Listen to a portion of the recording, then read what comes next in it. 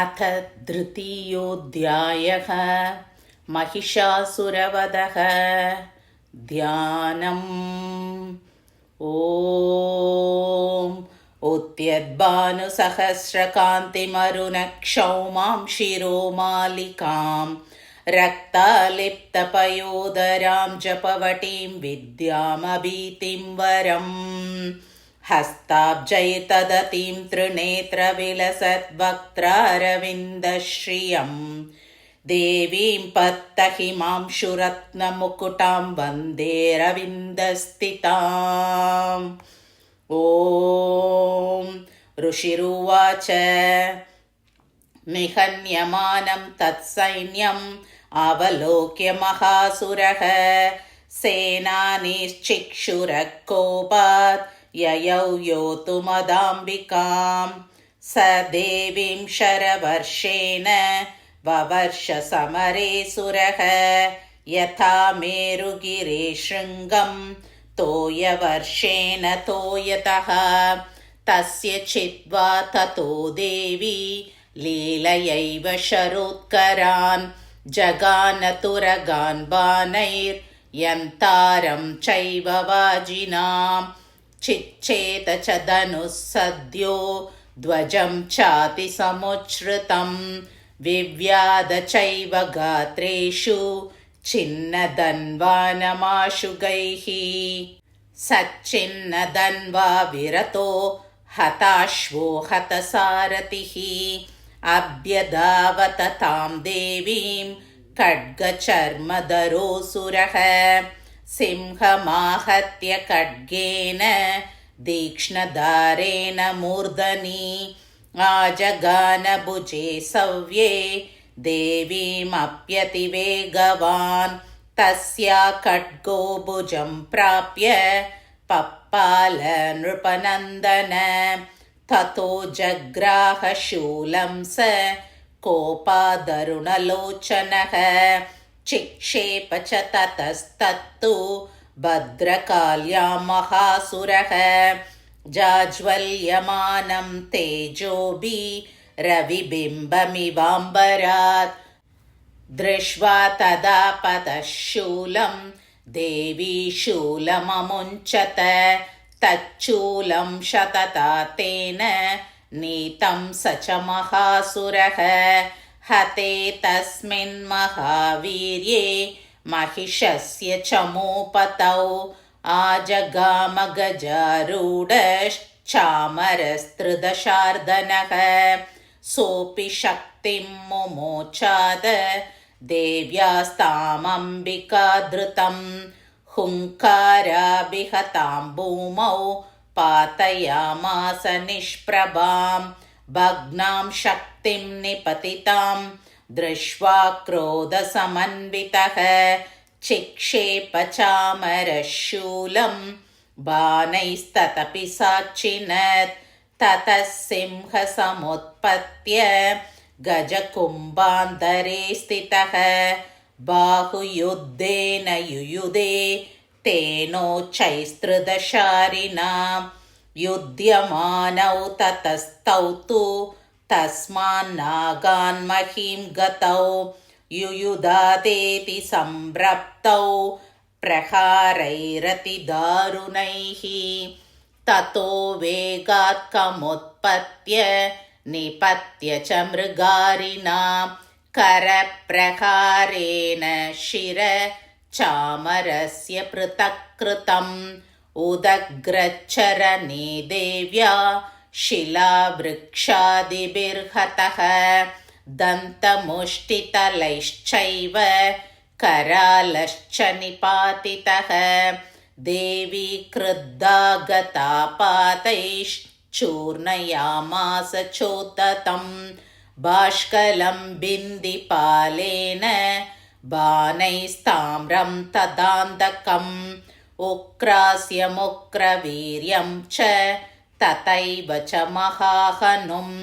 त्रिनेत्रा च त्रिशूलेन जगान परमेश्वरी बिडालस्यासिनाकायात् पातयामास वैशिरः दुर्धरं दुर्मुखं चोपौ शरैर्निन्येयमक्षयम् एवं संक्षीयमाने तु स्वसैन्ये महिषासुरः माहिषेन स्वरूपेण त्रासयामास तान् गणान् कांश्चित्तुण्डप्रहारेण कुरक्षेपैस्तथा परान् लाङ्गूलताडितांश्चान्यां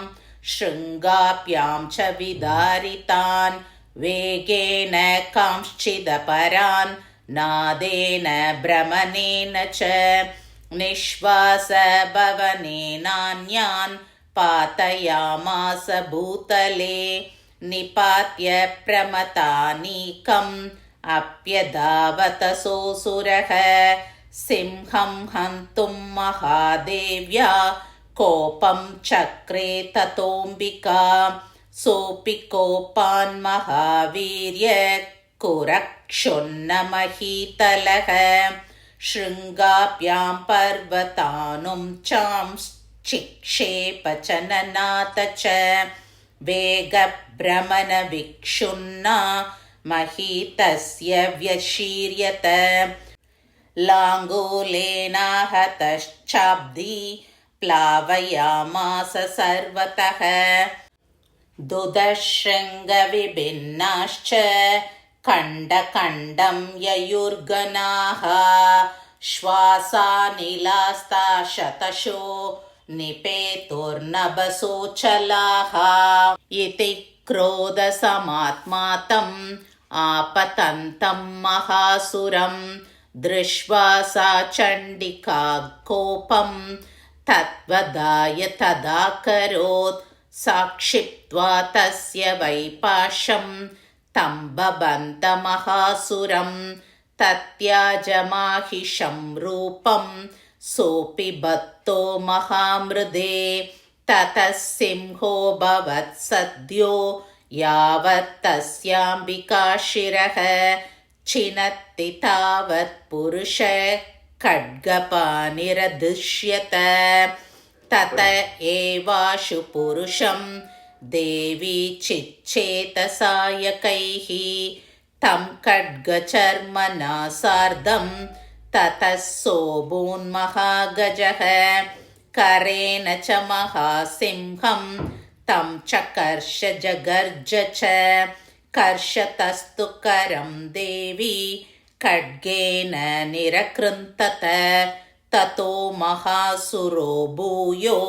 माहिषं वपुरास्थितः तथैव क्षोभयामास त्रैलोक्यं सचराचरम् ततः कृत्ता जगन्माता चण्डिका पानमुत्तमं पपौ पुनः पुनश्चैव जहासारुणलोचना ननर्दचासुरः सोऽपि बलवीर्यमदोद्धतः विशानाभ्यां च चिक्षेप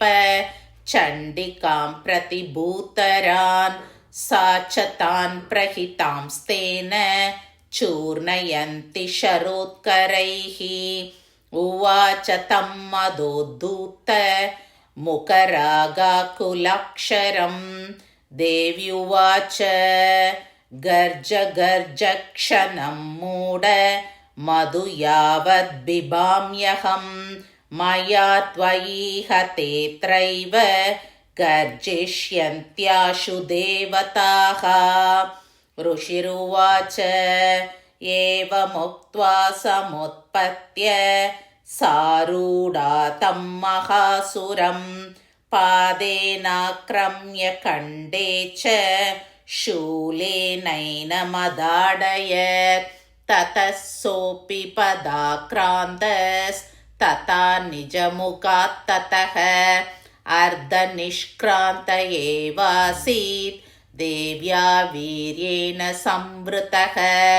अर्धनिष्क्रान्त एवासौ युध्यमानो महासुरः तया महासिना देव्या शिरश्छित्त्वा निपातितः ततो हाहाकृतं सर्वं दैत्यसैन्यं ननाशत प्रहर्षं च परं जग्मुः सकला देवतागणाः तुष्टुवुस्तां सुरा देवीं सह दिव्यैर्महर्षिभिः जगुर्गन्धर्वपतयो ननृतुश्चाप्सरो गणाः। ॐ जय जय श्री मार्कण्डेय पुराणे सावर्णिके मन्वन्तरे देवी माहात्म्ये तृतीयोऽध्यायः।